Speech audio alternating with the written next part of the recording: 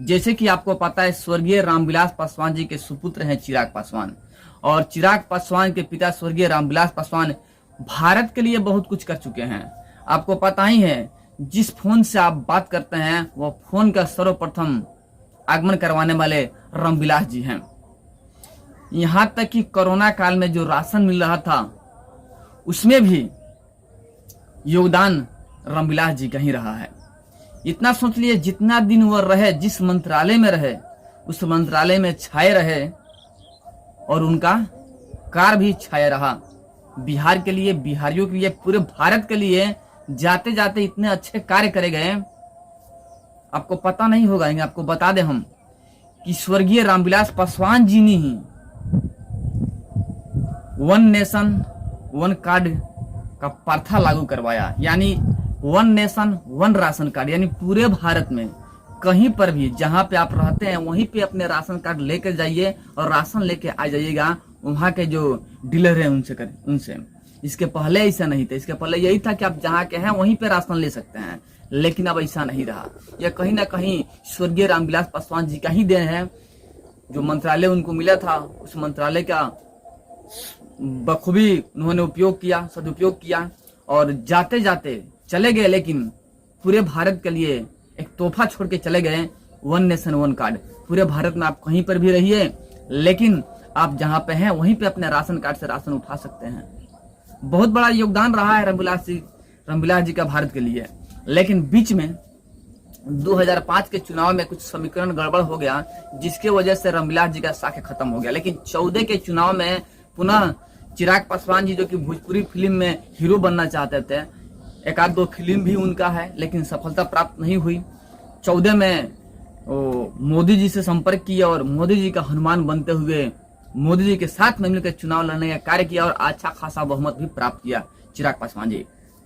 20 में फिर अलग हो गए विधानसभा चुनाव में, लेकिन पुनः 24 के चुनाव में साथ में हैं और अपने आप को हनुमान जी के बताते हैं, पीएम मोदी का, यानी मोदी का हनुमान बताते हुए नजर आते हैं चिराग पासवान।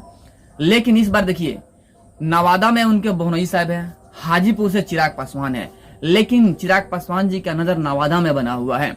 लगातार नवादा में सभा पे सभा हो रहा है, क्योंकि मेन गढ़ तो चिराग पासवान जी का वही है, लेकिन हाजीपुर उनके पिताजी का टिकट है, पिताजी का सीट है, जो स्वर्गीय रामविलास पासवान जी है वहां से खड़ा हुआ करते थे। इसलिए रामविलास पासवान जी के जगह पर चिराग पासवान जी हाजीपुर से खड़ा हो रहे हैं। साथ में यह भी बात है, जो पारस पासवान जी है कह रहे थे कि मैं असली दावेदार हूं क्योंकि मेरा भाई थे, लेकिन बीजेपी वालों को ऐसा लगा कि असली दावेदार चिराग पासवान जी है, इसलिए हाजीपुर टिकट चिराग पासवान को मिल गया। सफलता प्राप्त हुई और चिराग पासवान जी अपने पिताजी वाले सीट से लड़ेंगे। लेकिन फिलहाल वह जमुई में डेरा डालकर बैठे हुए हैं, नवादा में डेरा डालकर बैठे हुए हैं, क्योंकि नवादा में उनकी बहनोई है। चिराग पासवान जी का ऐसा कहना है कि हमने बहुत ही प्यार से सींचा है 10 साल नवादा को।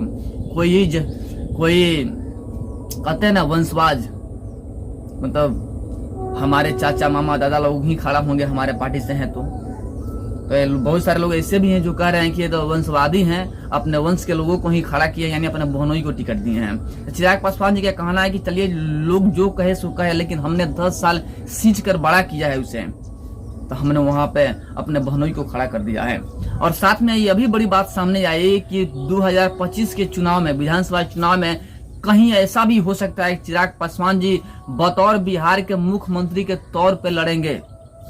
बहुत बड़ी खबर सामने निकल कर आ रही है कि 2025 के विधानसभा चुनाव में बिहार के भावी मुख्यमंत्री के रूप में नजर आएंगे चिराग पासवान जी। देखिए पब्लिक की क्या सपोर्ट है। चिराग पासवान जी का एक ही विजन है, बिहार फर्स्ट, बिहारी फर्स्ट। आपको जानकर काफी हैरानी होगी कि जब आरजेडी से गठबंधन तोड़ करके जेडीयू जब बीजेपी में मिला, जब सरकार बनी, तो उप मुख्यमंत्री का सीट मिल रहा था चिराग पासवान जी को, लेकिन चिराग पासवान ने वह सीट को ठुकरा दिया, क्योंकि उनका कहना था कि बिहार फर्स्ट, बिहारी फर्स्ट का विजन जब तक नहीं आएगा हम कोई भी पद हासिल नहीं करेंगे। इसी के साथ में आगे बढ़ रहे हैं और अपनी विजन को आगे लेकर जाएंगे। अब पब्लिक कितना सपोर्ट करती है, इससे भी चिराग पासवान जी का अच्छा खासा बोलबाला है। बिहार में एक भविष्य का नेता है, उज्जवल नेता है, पढ़े लिखे एजुकेटेड नेता हैं, जो कि बड़े ही सोच समझ के किसी भी बात को बोला करते हैं। उनकी बात में दम होती है। ऐसा हो सकता है, ऐसे वो अपना बात जो सामने रख चुके हैं कि हम 2025 में विधानसभा चुनाव में बतौर मुख्यमंत्री के तौर पर खड़ा होंगे। बट आगे गठबंधन क्या करती है, गठबंधन जो तय करेगी वही करना होगा अगर गठबंधन में है तो, वरना निर्दलीय लड़ना होगा अपनी पार्टी को अलग करके। देखिए आगे जो भी होता है आप